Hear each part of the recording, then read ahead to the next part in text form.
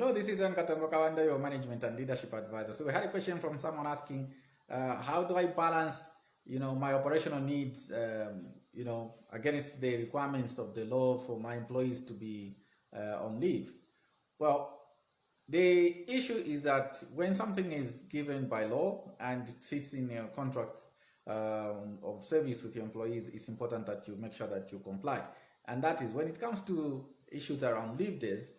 Leave days is really not just something being imposed on businesses, but it is something that should be seen as a positive thing as long as it can be well managed. And that is, first of all, you need to understand that the same laws in different countries, if you're operating in Zambia, for instance, you find that the law allows you to sit down as an employer and make a leave plan with your employees at the very beginning of the year, and in that way you can plan when your employees can go on leave, and this will not really affect your operations too much.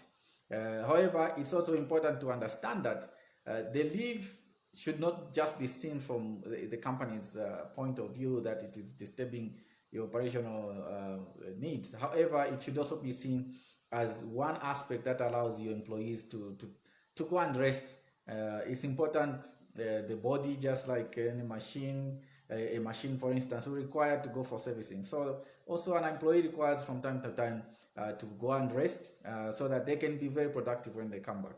Also, the period of leave allows you to make that period to have other people do the kind of job that maybe somebody was doing. In that way, you build capacity in other employees. It also sometimes allows you to see some things that maybe some people are doing and they were hiding a lot of things. It is not so uncommon to find that when somebody steps out, that's when you find that there was a lot of things that they were not doing, or some things that were doing wrong. So embrace the aspect of giving leave to your employees. Otherwise, if you find that at the end of the contract or a certain period, for instance, a period of 12 months or whatever is provided in your conditions, if the period elapses, then you have to convert the value of the leave days into money, and you pay the employees accordingly. So basically, you're taking the value of the salary, you divide it by the number of days that they work in a month, and then that gives you the daily rate, and then you multiply by the number of days that the employees have.